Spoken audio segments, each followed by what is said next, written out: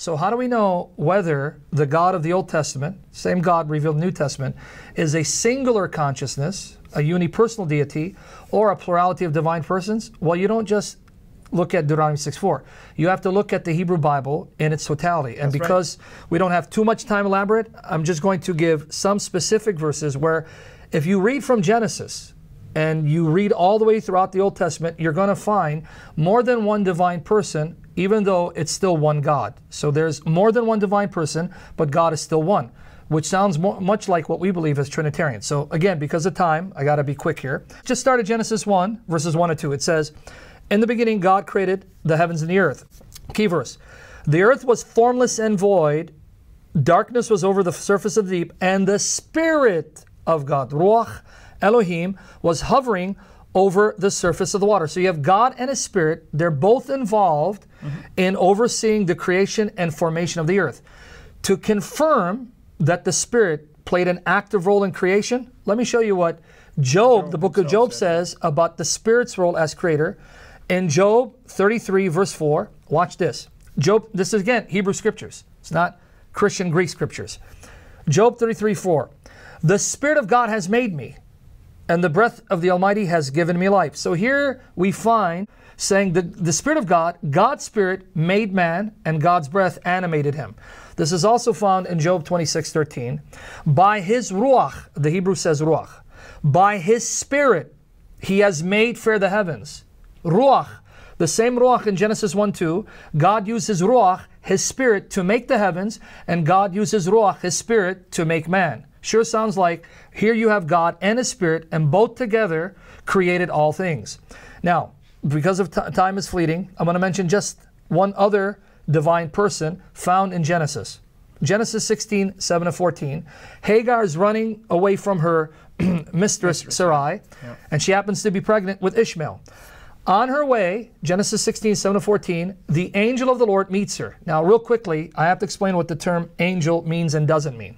The Hebrew word for angel, malach, or the Greek word angelos, simply means messenger. That's right. We're conditioned to think that the term angel means a spirit creature with wings. That's not the biblical definition. It simply means messenger.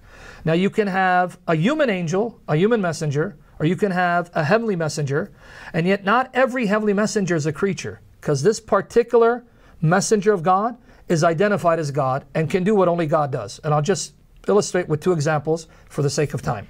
Genesis 16, 7-14, I'm going to pick it up at 9. Then the angel of the Lord, the messenger of Yahweh, Malach Yahweh, said to her, right, after he met her and saying, where are you coming from? Return to your mistress and submit yourself to authority. Now watch this, verse 10. The angel of the Lord, the messenger of the Lord, also said to her, I will multiply your descendants exceedingly so that they will be too many to count. Notice what he did not say. He didn't say, God will multiply your descendants. He says, I personally will give you so many descendants cannot be counted. Sure sounds like the angel thinks he's the creator of life, which he exactly is. And then he tells her she's going to give birth to a son. So he knew it was a son she was carrying because he created the son. And he tells her to name him Ishmael because God has heard your affliction. So it's the angel who showed up, and the angel who said, I will give you offspring too numerous to count, speaking as though he's the creator and giver of life. But here's what's interesting. Genesis 16, verse 13. This is powerful. Then she called the name of the Lord that spoke to her, you are the God who sees. Wait, hold on. Verse 7 says it was the angel who spoke to her. That's right. But now notice the narrator, Moses says in verse 13, then she called the name of the Lord that spoke to her. So the angel of the Lord is the Lord speaking to her. And notice Hagar realizes he's God, because she says, you are the God who sees, for she said, have I now looked on him who sees me? Because according to the biblical mindset, to see God brings death. So she's saying, have I looked on God and still I'm alive? That means in His grace and mercy, He allowed me to see Him and live. The same God is the angel who spoke to her. And this is confirmed by the final example, Genesis 31, 10-13. Final example. Again, I can multiply, give you multiple examples. But again, we don't want to make this too lengthy. Just enough to whet people's appetite to go and find this evidence for themselves. Genesis 31, 10-13. Again, the angel of the Lord. When the livestock conceived, this is Jacob speaking, I lifted up my eyes and saw in a dream that the male goats mating with the flock were striped, speckled, and spotted. The angel of God spoke to me in dreams. So now Jacob clearly knows it's the angel speaking to him in a dream. He doesn't say God, the messenger of God. And the angel said, Jacob. And I said, here I am. He said, now lift up your eyes and see all the male goats which mate with the flock are striped, speckled, and spotted. Now watch what he says. For I have seen all that Laban, your father-in-law, has done to you. I am, remember it's the angel speaking, I am the God of Bethel. Bethel in Hebrew means the house of God. So the angel says, he doesn't say Yahweh is the God of the house of God. I am the God of the house of God, the place where you anointed the pillar, where you vowed a vow to me. Now arise and get out of this land and return to the land of your family. Who does this angel think he is to say, I am the God of the house of God, Bethel. I'm the God of that house, the house that you erected for Yahweh who appeared to you in a dream. Who does he think he is to claim to be the God of the very house that was erected for Yahweh? If the angel isn't God, this is blasphemy and idolatry. But the very fact he can speak this way shows that he's not a blasphemer and he's not promoting idolatry, because though the angel is distinct from God, he's one with God because he's just as much God as the God he represents. And so now note, you have Yahweh, the messenger of God, and the Spirit of God. Sure sounds like the Trinity to me in the Old Testament. Now, Sam, given that the Old Testament makes these claims about God, and yet today we find Orthodox Jews who would oppose Messianic Jews are adamant about a Unitarian interpretation of the text. Yes.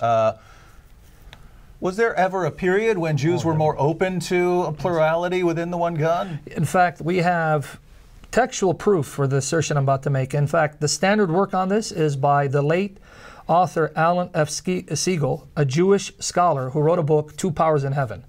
We have evidence not just from the Hebrew Bible, but also extra-biblical Jewish sources written before the time of Jesus and contemporary with Jesus, that there was a large segment of Jews who believed there were actually two divine powers, not just one. Yahweh and the messenger of Yahweh, variously called Son of Man, even, they gave him different titles. But the evidence from Jewish sources, not Christian sources, written before the time of Christ and during the time of Christ, such as the evidence from the Dead Sea Scrolls, demonstrate a large segment of the Jews thought that God was multi-personal because they believed in two divine powers. And that's actually what it's referred to in Jewish sources, two divine powers, the second power that was subordinate to the first power.